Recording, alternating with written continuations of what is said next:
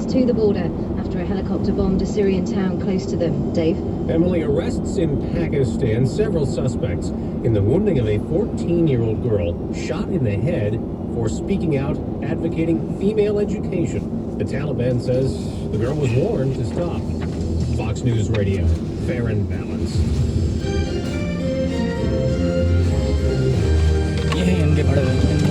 Broadcasting to the Flint Northwest. This is Portland's Morning News. On your first choice for live local news. FM News 101. It's a cloudy 52 degrees in Portland with rain on the way. The full forecast, traffic and weather comes up in less than 5 minutes. Good morning. I'm Steve Leader. And I'm Rebecca Marshall. Good morning. A Vancouver athletic club that was being converted into a place of worship is being called a total loss after an early morning fire. Doug Carter has the latest from the scene. For several months now, the local Sikh community has been working to make the former Landover Athletic Club their new temple and school. Two contractors who were staying here reported this fire just before 2:30 this morning. They did. Yeah, they heard a loud noise, woke up to the fire and ran. One of them didn't even have time to be dressed. Vancouver Fire Inspector Chad Lowry says they did get out okay. He says firefighters were able to keep the flames from spreading into the surrounding Douglas fir trees and the homes that are adjacent to this property at Northeast 20th Street and Village Green. ATF investigators are now on the scene, as is standard with any church fire. Some areas of this building are still smoldering and firefighters are still soaking the hot spots. In Northeast Vancouver, Doug Carter, FM News 101. And of course, KXL is Portland's election station. Jefferson Smith loses an endorsement that he once called a game changer. Our Brett Recamp reports on Smith's latest troubles. Of course, Smith wants to be Portland's next mayor. A slew of driving citations, missed court dates and the like, plus an old assault case with a botched explanation. Just a few of the black eyes Smith has been dealing with for the last couple of months. And now he's lost the endorsement of Portland police and fire unions. KXL political expert Jim Moore says the unions simply had to distance themselves. The character issue has become the number one thing in the campaign for these big supporters who are out there. The unions issued a joint release yesterday saying they could no longer recommend Smith or his opponent, Charlie Hales. But Moore says all hope is not lost for Smith, even after losing these endorsements. Quite frankly, unless any of these organizations run ads saying, hey, we pulled our endorsement and here's why, then Jefferson Smith's statement in the voters pamphlet and those kinds of things will be the main thing people pay attention to when they go and they cast their ballots. Brett Recamp, FM News 101. It's 8:04. Bewilderment and frustration in southeast Portland as a large mob moves through town, throwing rocks and bottles, just creating all kinds of chaos. What was going on with these guys? Chris Brown has the story. They converged on the Umpqua Bank at 35th and Hawthorne around 9 last night, breaking windows and the door, then moved along eastbound. We got multiple calls from people describing different vandalisms along the way. Eventually, at Hawthorne and Cesar Chavez, one call reported between 50 and 75 people. Some people were throwing bottles at pedestrians walking through traffic. Sergeant Pete Simpson says 4 banks and a Walgreens pharmacy were hit. The group scattered after heading north on Cesar Chavez to Belmont. Police detained a few for questioning, but so far no one has been arrested. There's plenty of surveillance tape to go through, and police hope that will help them identify suspects. As for the motivation for this mob, it's still unclear. Chris Brown, FM News 101. Remember the movie Poltergeist when the little girl said, "They're back"? Well, if you drive, that could apply to you. Of course, we're all kind of feeling just a little bit like that, because by the time you head home this afternoon, the roads are going to be wet for the first time in 3 months. We totally expect roads throughout the state actually to be slick and maybe even holding water, piling stuff up on the sides of the roads. It could be a good one in a couple of different places depending on the amount of rain folks are getting. Shelley Snow with ODOT says they'll have crews out there ready to help, but there's not much they can do to prepare for the rain-slick roads. She recommends slowing down, planning ahead, and driving with your headlights on to make sure that you're more visible than normal. Jim Ferretti, FM News 101. Be careful out there, everybody. Well, he lived it, breathed it, and reported on it. And Pat Boyle talked with a retired radio newsman who experienced the Columbus Day storm 50 years ago from the air and the ground. Jim Howe was in the traffic helicopter that afternoon, taking off from Swan Island and traveling along the Willamette River toward Lake Oswego. Got about to the Ross Island Bridge, and the pilot said, there's something wrong. And I said, what's the matter? He says, look at the airspeed indicator, and it said 75 miles an hour. Now he said, look at the ground. And looking at the ground, we were moving backwards. So that's how high the wind was. They turned back to Swan Island. The pilot said he couldn't land, so Jim had to jump 6 feet to the ground. I was driving down 3rd, and there used to be an old hotel where the Hatfield Federal Office Building is. Now it's called the Hamilton Hotel. And I'm driving down 3rd, and as I'm driving along, the top blew off of that and over me and into the trees in the park. He now finds it entertaining when he hears reporters compare later windstorms to the Columbus Day storm. He says they're not the same. The Columbus Day storm was the storm. Pat Boyle, FM News 101. The time is 8:07. We bring you traffic on the 7s. What's the latest, Eric? Got a new crash. This injury crash in Hillsborough just came across at Northeast Cornell Road and Wallbridge Drive. They're still working the one northbound 5, north of 205 in Tualatin, on the right shoulder and flashing lights, and everybody's got that looky-loose slowdown. The longest lineup might be southbound 5, still coming down Clark County towards the Interstate Bridge, but it's starting to loosen up, and I'm going to blame schools for this because schools are just having the in-service day with teachers and not the kids. So with lack of buses and cars on the road transporting back and forth to schools this morning, we're seeing some lighter traffic and rebounding from the half-dozen blockers that we had.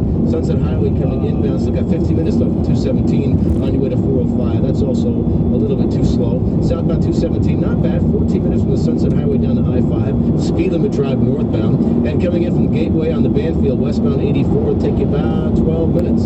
Traffic's on the 7s. I'm Eric Kirschner on the XL. Pacific Office Automation, that's the big copier firm, the quality copier firm. Now they want you to see what they can do for IT support at PacificOffice.com. That's Pacific Office Automation, problem solved. Well, good morning, Nick. Happy Friday, everybody. I have some rain on the radar this morning, so light rain approaching the area. I don't expect to see much for the first part of the day and then more for the second half of the day. So light rain early on, I'd say by late morning. And then this afternoon, we'll have more for the commute. Highs will be in the upper 50s and lower 60s. Tomorrow, we should see just a couple showers here and there for the first part of the day, then tapering off. And then for Sunday, increasing rain. It'll be heavy. I'm KGW News Channel 8 meteorologist Nick Allard for FM News 101. And we're looking at cloudy skies out everywhere just about this morning. 50 degrees in Salem, 50 in Vancouver as well. We've got 52 here in Portland. The time is 8:09. Complaints keep pouring in about a composting site in North Plains, even as a deadline looms for officials in Washington County. That site takes in about 60% of recycled food scraps from Portland. And since that started, residents in nearby towns have strongly griped about the foul odor. The company that runs the site promised to fix the smell last year, so the county granted them an extension of their permit. Next month, Washington County Commissioners must decide whether to extend the food waste permit to 2015 or end it or issue another trial extension. It's a green light to burn. While backyard burns and things of the like are still discouraged, forest landowners have been waiting for the day that they can burn the vegetation and debris on their property. It also helps in the coming summer because there won't be as much forest fuel out there that could burn up in a while. Ron Nichols with the Oregon Department of Forestry says a permit is required. Meteorologists determine when the best days and times are to burn and stagger those as to not smoke out one particular area. Authorities say smoke in forested areas is to be expected. Wildfire season is winding down, but still not over yet. Jeremy Scott, FM News 101. Still to come on Portland's Morning News. Are you missing an alligator head? We'll tell you who hasn't. Two teams are set packing in the MLB playoffs. That story's at 8:15. Electronic play-by-play. Twitter and Facebook really lit up during last night's vice presidential debate. We'll talk about that with our tech expert at 8:19. 8:10 right now on KXL.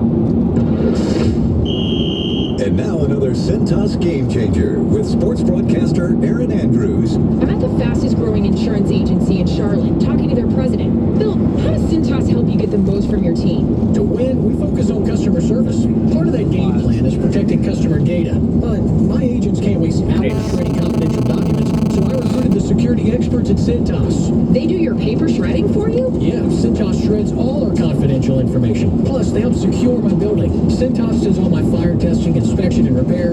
Everything from fire extinguishers to sprinklers. I didn't know Cintas did so much for business security. When their white trucks show up, I know my information and office are safe and secure. And we stay focused on serving our customers. Cintas is more than a uniform company. They help keep your business secure. To learn about all the ways Cintas can help, visit CINTAS.com and tell them to bring in the team with the white truck. Cintas. I'm Wesley Hoagland, and you've heard me say this before, and it's a fact.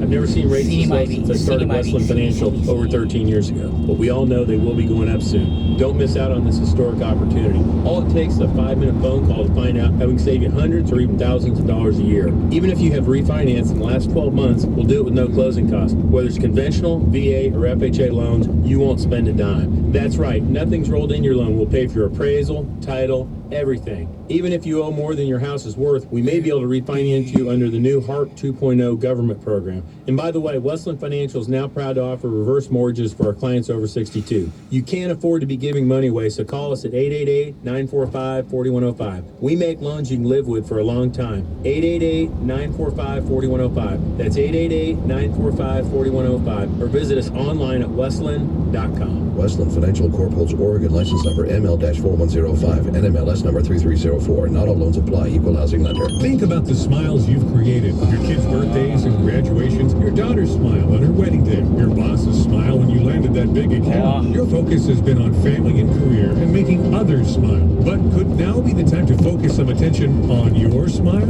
Gentech Dentist is a group of committed, busy professionals who cater to committed, busy professionals. We get it. Life is busy. You may need early or late appointments, and you might have special requests. Their general practitioners and specialists provide everything from routine preventive care to complex specialty services, combining state-of-the-art dental technology with old-fashioned customer service. Visit them online at gentechdentist.com to find one of their 6 convenient locations. That's GENTECH dentist.com or call 800-918-9820. This is Dr. Carl Christensen. Come see us at Gentech Dentist, where we'll give you every reason to smile.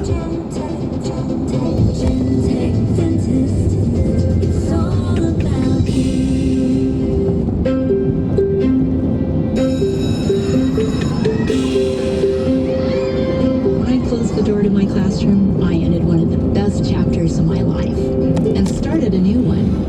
Now I have the freedom to finally learn how to cook, the freedom to reinvent myself.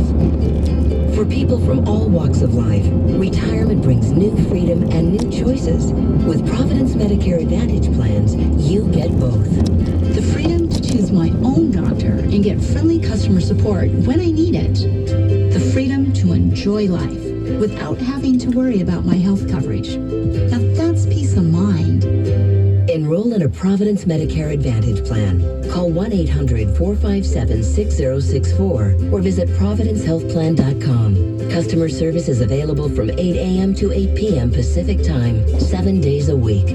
At Providence Health Plan, it's not just health care, it's how we care.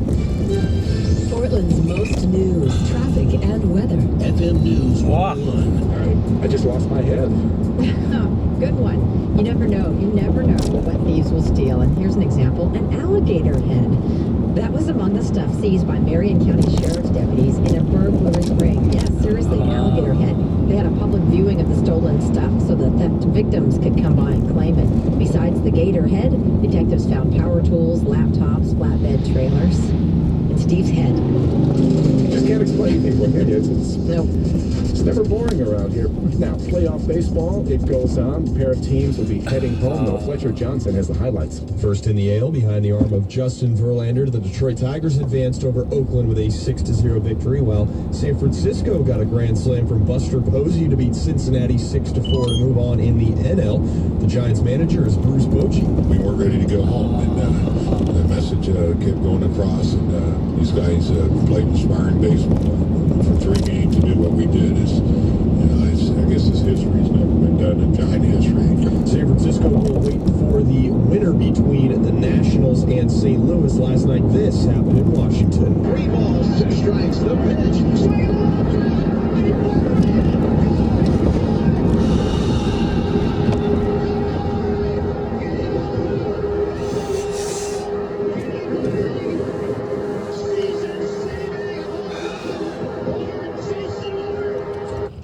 solo shot forces a Game 5 tonight.